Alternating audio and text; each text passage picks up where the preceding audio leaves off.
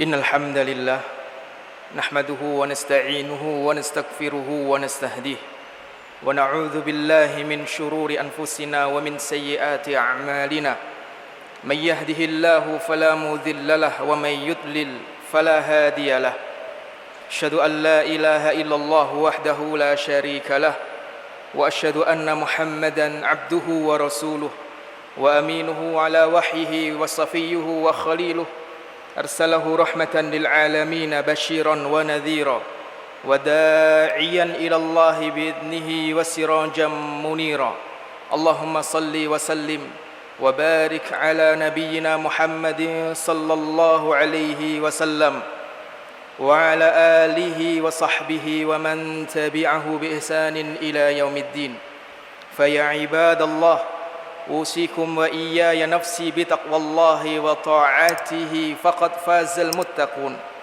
واعلموا أن الله عز وجل قال في كتابه الكريم أعوذ بالله من الشيطان الرجيم يا أيها الذين آمنوا اتقوا الله حق تقاته ولا تموتن إلا وأنتم مسلمون وقال عز وجل يا أيها الذين آمنوا اتقوا الله وقولوا قولا سديدا يصلح لكم أعمالكم ويغفر لكم ذنوبكم ومن يطع الله ورسوله فقد فاز فوزا عظيما وقال صلى الله عليه وسلم اتق الله حيثما كنت وأتبع السيئة الحسنة تمحها وخالق الناس بخلق حسن أما بعد معاشر muslimin, sidang Jumat yang dimuliakan Allah Subhanahu wa taala.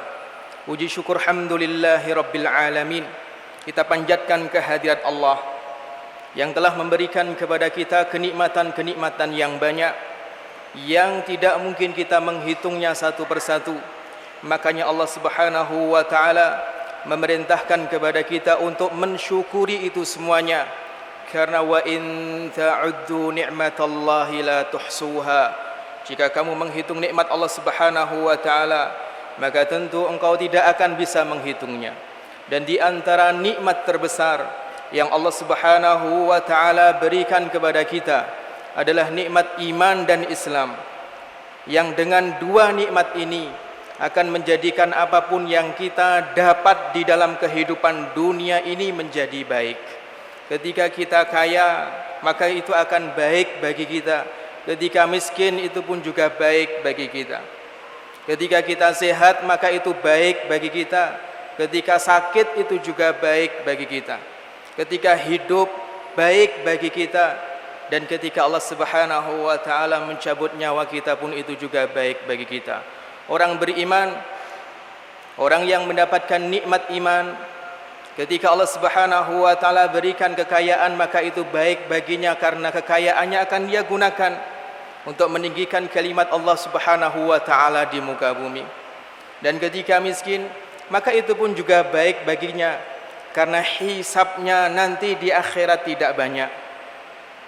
Ketika mendapatkan kesehatan, maka itu pun baik baginya karena waktu sehat akan ia optimalkan untuk melakukan amal-amal saleh, bertaqarrub kepada Allah Subhanahu wa taala.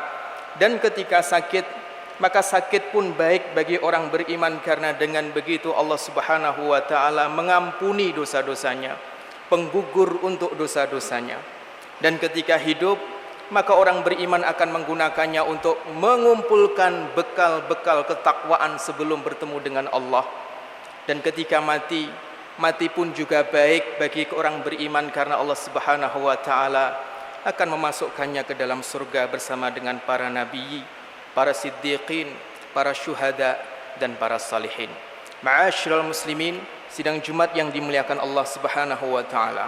Lewat mimbar Jumat ini, saya berwasiat kepada ma'asyiral muslimin semuanya, khususnya kepada diri pribadi saya sendiri. Mari bersama-sama kita meningkatkan iman dan takwa kita kepada Allah Subhanahu wa taala.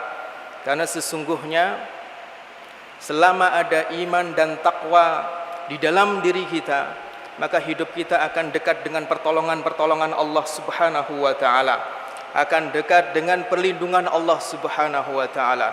Karena Allah Subhanahu wa taala berjanji kepada orang beriman bahwa Allah Subhanahu wa taala akan memberikan pertolongan. Allah berjanji, wa kana haqqan alaina nasrul mu'minin. Dan sesungguhnya wajib bagi kami memberikan pertolongan kepada orang yang beriman. Orang yang beriman, Allah berjanji kepada mereka akan memberikan pembelaan. Allah Subhanahu wa taala berfirman, innallaha yudafi'u 'anil ladzina amanu. Sesungguhnya Allah akan membela orang-orang yang beriman. Orang yang beriman akan mendapatkan kemuliaan dari Allah Subhanahu wa taala, karena Allah Subhanahu wa taala berjanji kepadanya, walillahil izzatu walirasulihi walil mu'minin.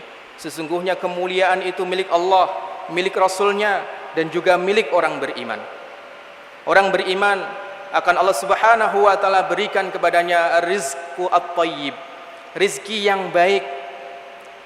Allah Subhanahu wa taala berfirman, "Lau anna ahlal qura amanu wattaqau lafatahna 'alaihim barakatim minas sama'i wal ard." Seandainya penduduk negeri mau beriman dan bertakwa, maka kami akan membukakan untuk mereka pintu-pintu keberkahan, rizki-rizki yang bekah dari langit dan dari bumi. Orang yang beriman, Allah Subhanahu wa taala akan berikan kemenangan dan kepemimpinan di muka bumi.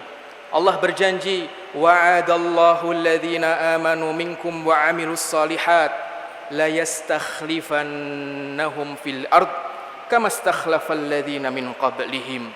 Allah berjanji kepada orang-orang yang beriman dan beramal soleh di antara kalian bahwa Allah akan memberikan kepemimpinan kepada mereka sebagaimana Allah memberikan kepemimpinan kepada orang-orang sebelum mereka di muka bumi.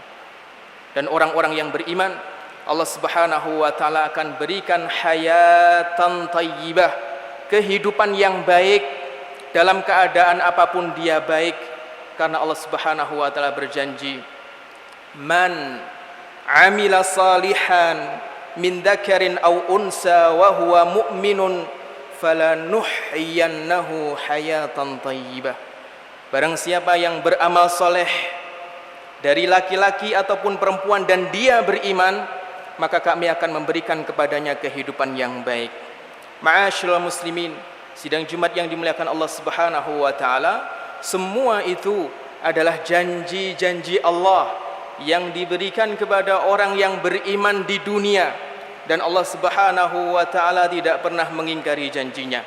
Adapun janji yang Allah berikan kepada orang beriman nanti di akhirat, maka cukup satu ayat dan itu mewakili semua janji-janji Allah untuk orang beriman di akhirat. Innal ladzina amanu wa 'amilus shalihat kanat lahum jannatul firdausi nuzula. Sesungguhnya orang yang beriman dan beramal saleh nanti akan mendapatkan surga Firdaus sebagai tempat singgah mereka. Ma'asyiral muslimin, sidang Jumat yang dimuliakan Allah Subhanahu wa taala. Ketika Allah Subhanahu wa taala memerintahkan Nabi Adam dan Hawa untuk turun dari surga, untuk keluar dari surga, tinggal di bumi, maka Allah Subhanahu wa taala memberikan wasiat kepada Adam dan Hawa, qulna ihbitu minha jami'a, turunlah kalian ke bumi dari surga semuanya. Fa imma ya'tiyannakum minni huda, nanti jika datang kepada kalian petunjuk, jika datang kepada kalian hidayah, faman tabi'a hudaya fala khaufun 'alaihim wa lahum yahzanun, maka siapapun yang mengikuti hidayah itu, dia tidak akan sesat dan dia tidak akan sedih. Di dalam surat Thaha, Allah Subhanahu wa taala menambahkan jaminan bagi siapapun manusia yang mengikuti hidayah Allah Subhanahu wa taala, faman tabi'a hudaya fala yadhillu wa la yashqa. Dan barang siapa yang mengikuti hidayahku, maka sesungguhnya dia tidak sesat dan dia tidak sengsara. Ma'asyiral muslimin, sidang Jumat yang dimuliakan Allah Subhanahu wa taala, betapa butuhnya hidup kita di dunia ini terhadap hidayah dari Allah Subhanahu wa taala. Sehingga Rasulullah sallallahu alaihi wasallam memperbanyak doa agar senantiasa diberikan hidayah oleh Allah Subhanahu wa taala, padahal beliau adalah seorang nabi, seorang rasul. Sebagaimana Imam Muslim meriwayatkan dari Abdullah bin Mas'ud radhiyallahu anhu yang berkata bahwa Rasulullah sallallahu alaihi wasallam terbiasa untuk membaca doa, Allahumma inni as'alukal huda wat tuqa wal afafa wal ghina. Ya Allah, sesungguhnya aku meminta petunjuk, hidayah, ketakwaan, kesucian diri dan kecukupan kehidupan. Ma'asyiral muslimin sidang Jumat yang dimuliakan Allah Subhanahu wa taala. Begitu juga Rasulullah Muhammad sallallahu alaihi wasallam senantiasa memulai salat malamnya dengan menggunakan doa agar Allah Subhanahu wa taala memberikan hidayah.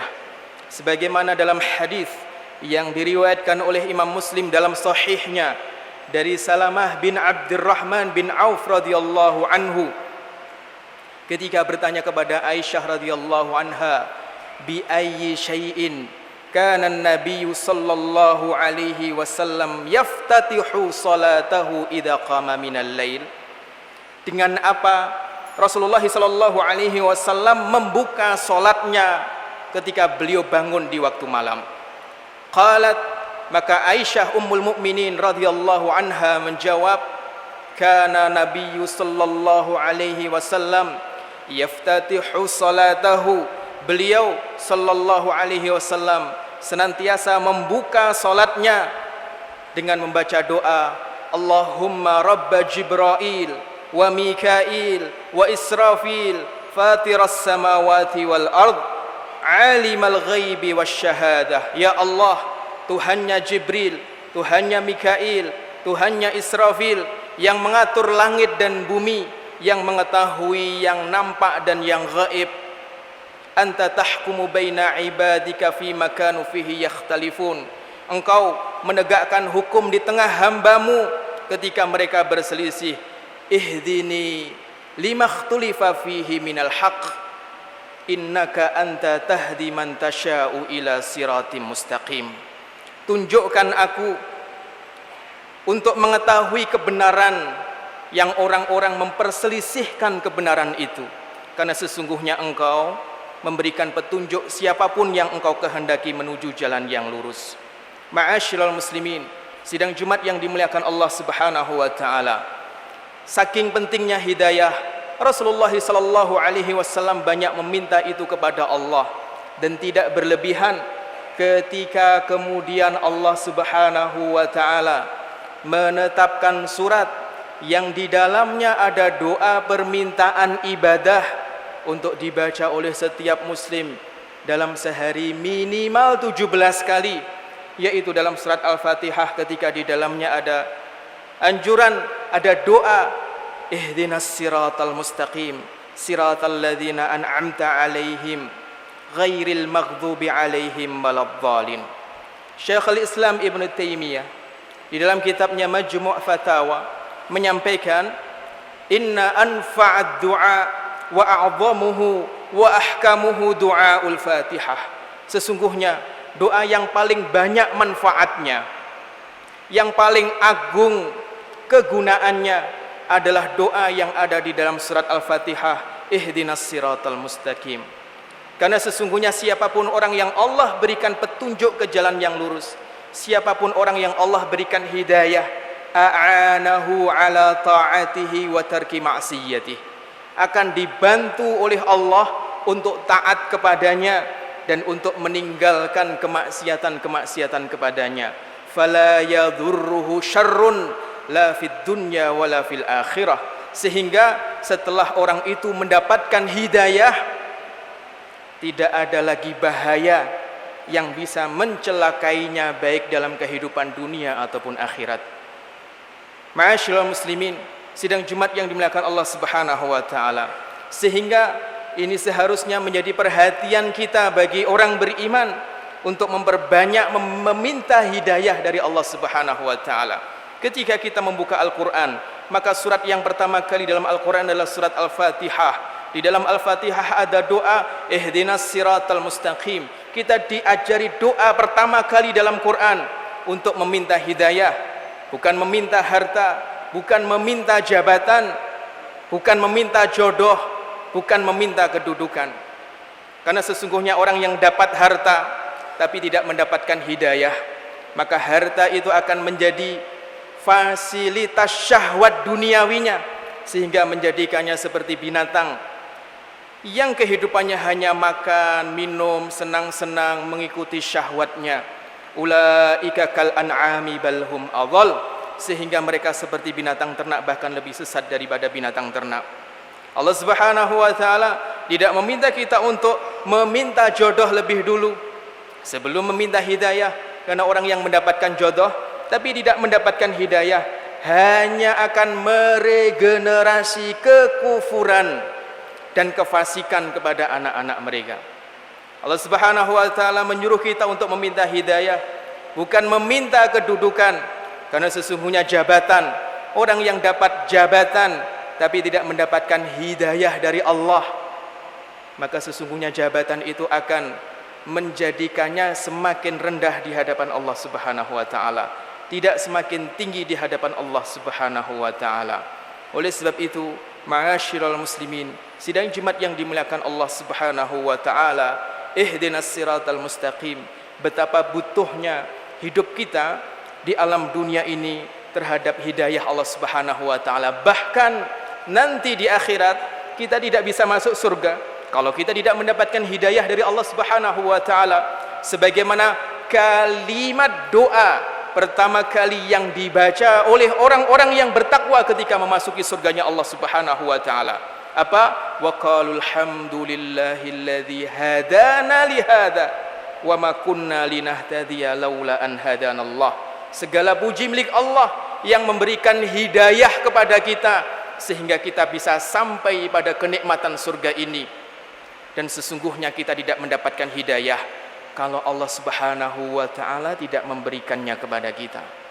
Ma'asyiral muslimin, sidang Jumat yang dimuliakan Allah Subhanahu wa taala, sesungguhnya nikmat ibadah, nikmat hidayah adalah nikmat yang utama.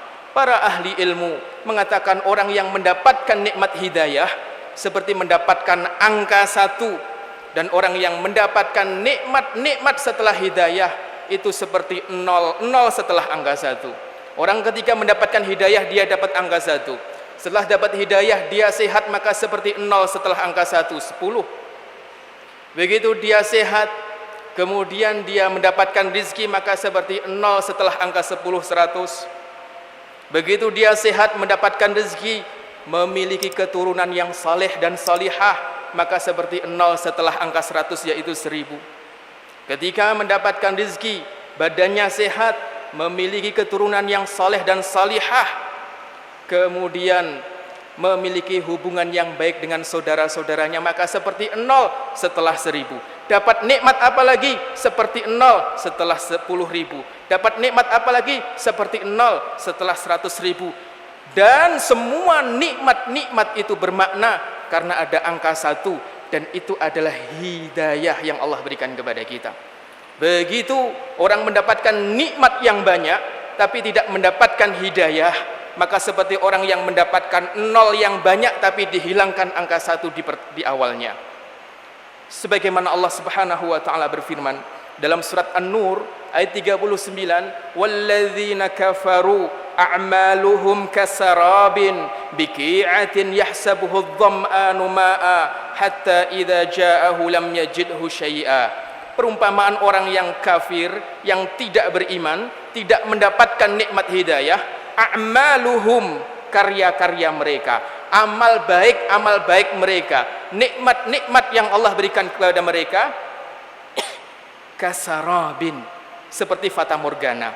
Di dunia merasa sudah memiliki banyak bekal untuk bertemu dengan Allah, sudah membuka yayasan untuk santunan yatim piatu, yayasan sosial dan seterusnya, tapi dia tidak mendapatkan hidayah. telah mengumpulkan bekal yang banyak untuk bertemu dengan Allah, untuk di yaumil akhir. Tapi itu semuanya kasarabin, seperti fata morgana, hilang. Hatta idza ja'ahu lam yajidhu syai'a. Nanti begitu di yaumil akhir, di mahsyar, merasa sudah memiliki bekal yang banyak. Begitu didatangi, semuanya hanya pepesan kosong, tidak ada maknanya. Faja'alnahu haba'an manthura. Hancur, lebur, terbang seperti debu-debu yang berterbangan. Ma'asyiral muslimin, sidang Jumat yang dimuliakan Allah Subhanahu wa taala. Itulah pentingnya nikmat hidayah. Oleh sebab itu, orang yang mendapatkan hidayah, Allah telah memberikan hidayah kepadanya. Terkadang kita mendapati hidupnya sempit, hidupnya orang melihat hidupnya tidak enak, akan tetapi dia merasakan kenikmatan, dia merasakan kelapangan setelah dia mendapatkan hidayah. Oleh sebab itu, ma'asyiral muslimin, sidang Jumat yang dimuliakan Allah Subhanahu wa taala, jika kita ingin mengetahui bagaimana manisnya hidayah, maka mari kita melihat bagaimana kehidupan orang-orang yang mendapatkan hidayah dari Allah Subhanahu wa taala.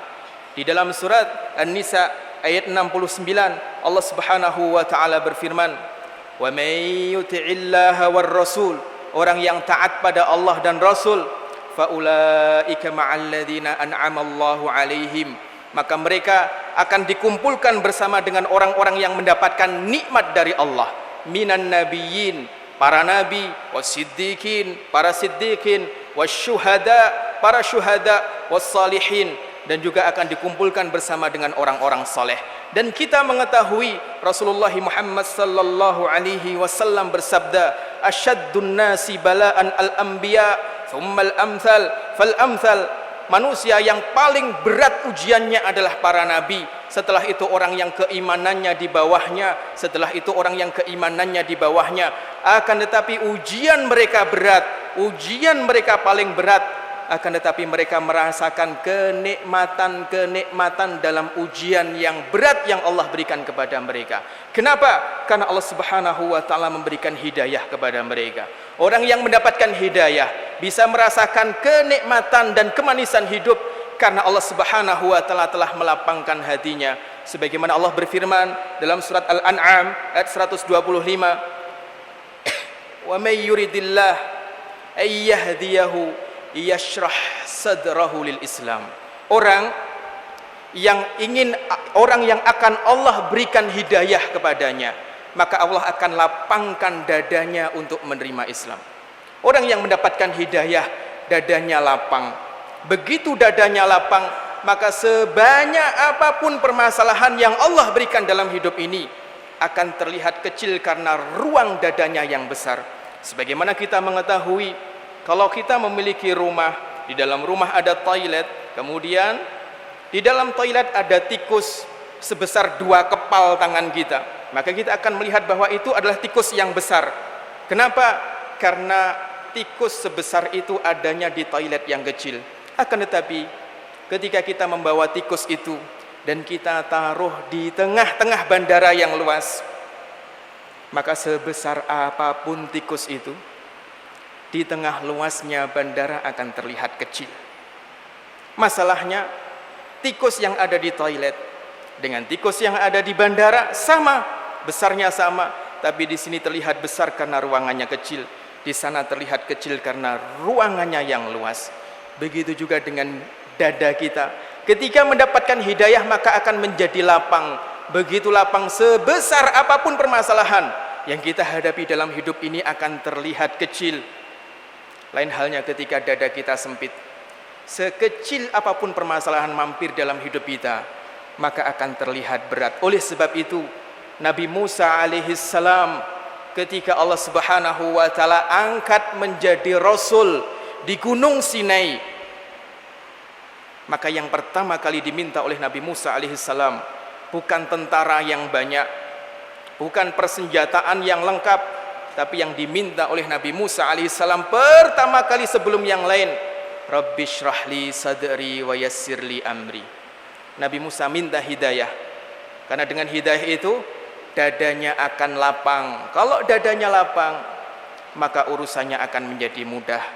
Ma'asyiral muslimin, sidang Jumat yang dimuliakan Allah Subhanahu wa taala, orang yang mendapatkan hidayah, maka hatinya akan mudah untuk yakin terhadap pertolongan-pertolongan dan janji-janji Allah Subhanahu wa taala. Nabi Ibrahim alaihissalam ketika menghancurkan semua berhala milik masyarakat Babilonia, kemudian disisakan satu berhala yang paling besar. Karena Nabi Ibrahim ingin mengajak masyarakat Babilonia untuk berpikir bahwa berhala tidak bisa memberikan manfaat dan tidak bisa memberikan madarat. Dan apa yang dilakukan oleh Nabi Ibrahim itu berujung pada kemarahan masyarakat Babilonia yang membakar Nabi Ibrahim alaihissalam. Akan tetapi Allah Subhanahu wa taala berkata kepada api, ya naru kuni bardan wa salaman ala Ibrahim, wahai api, dinginlah kamu dan berikanlah keselamatan kepada Ibrahim.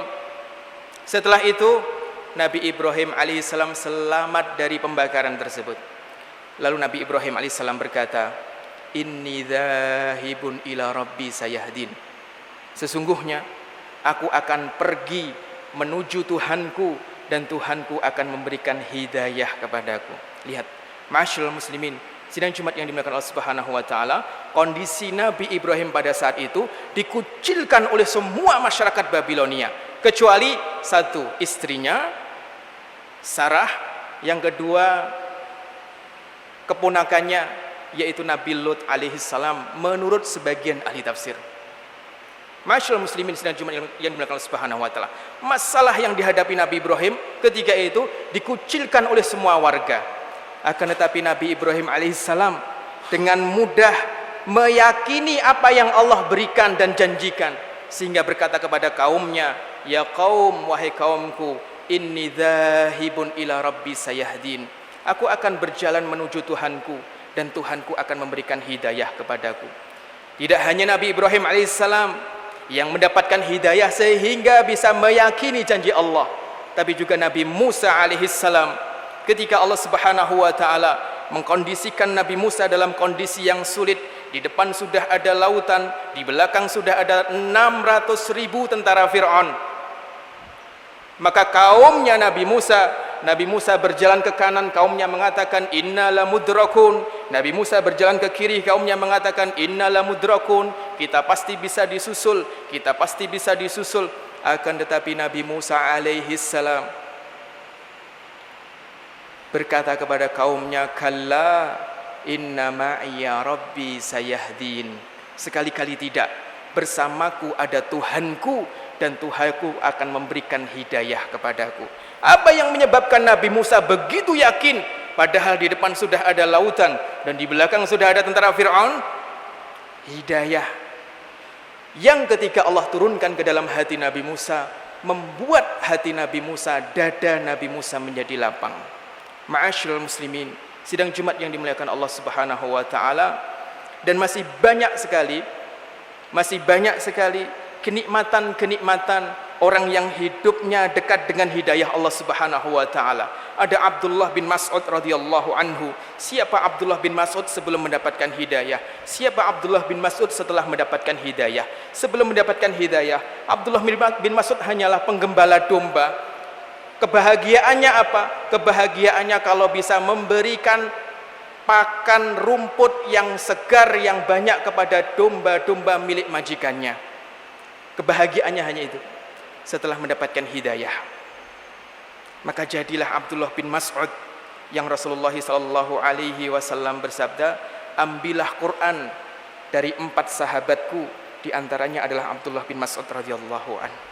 Ma'asyiral muslimin, sidang Jumat yang dimuliakan Allah Subhanahu wa taala, demikian kehidupan orang-orang yang merasakan nikmatnya hidup karena dalam hati mereka Allah berikan nikmat hidayah. Barakallahu li wa lakum fil Qur'anil azim wa nafa'ani wa iyyakum bima fihi minal ayati wadh-dhikril hakim. Aqulu qawli hadza astaghfirullaha li wa lakum fastaghfiruhu innahu huwal ghafurur rahim.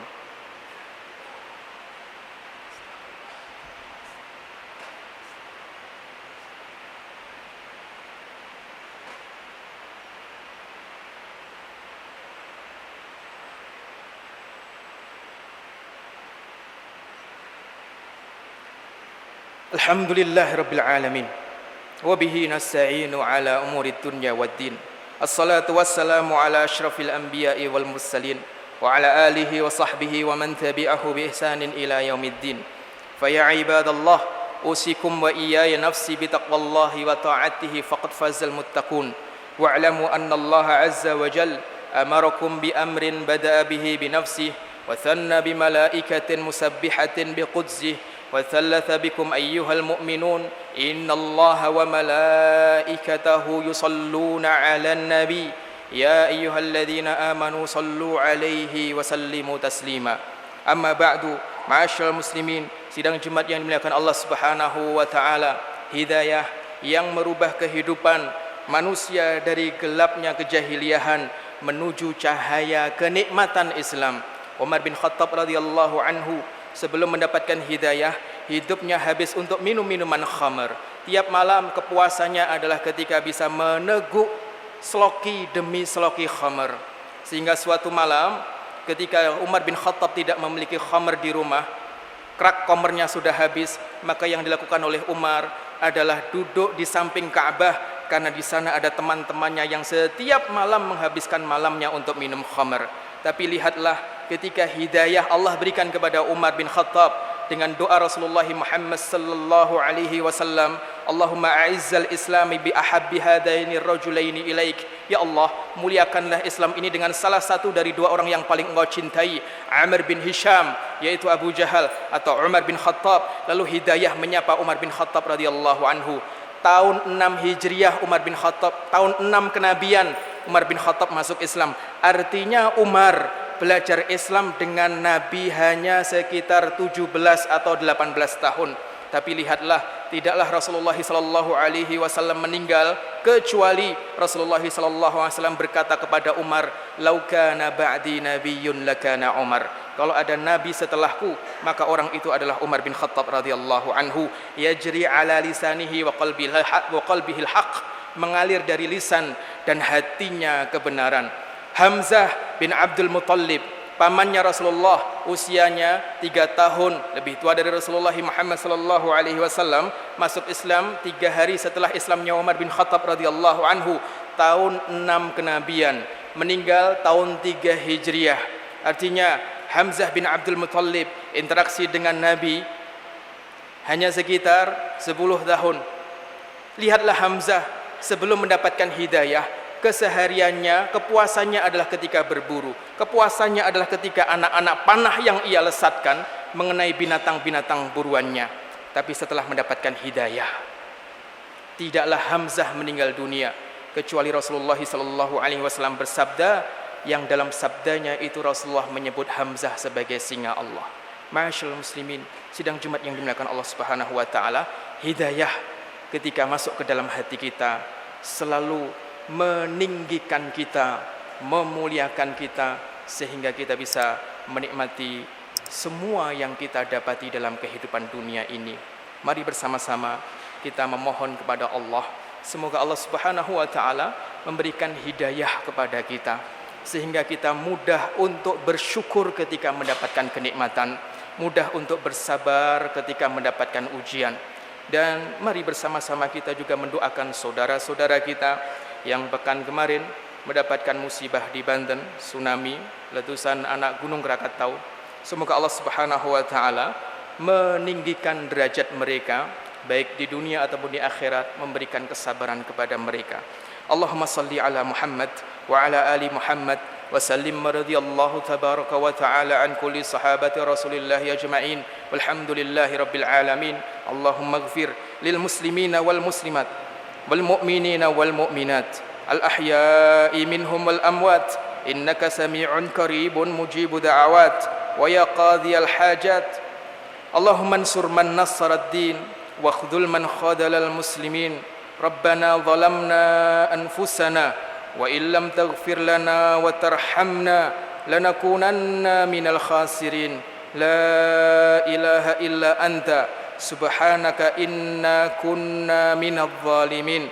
Allahumma lakal hamdu kulluh wa lakal syukru kulluh wa lakal jalalu kulluh wa lakal jamalu kulluh wa lakal izzatu kulluha أعنا على ذكرك وشكرك وحسن عبادتك اللهم لك الحمد حتى ترضى ولك الحمد إذا رضيت ولك الحمد قبل الرضا ولك الحمد بعد الرضا نسألك اللهم رضاك والجنة ونعوذ بك من سخطك والنار ربنا اغفر لنا ولوالدينا وارحمهم كما ربونا صغارا ربنا هب لنا من أزواجنا وذرياتنا قرة أعين واجعلنا للمتقين إماما ربنا اجعلنا مقيم الصلاة ومن ذريتنا ربنا وتقبل دعاء اللهم اغفر للمسلمين والمسلمات والمؤمنين والمؤمنات الأحياء منهم والأموات إنك سميع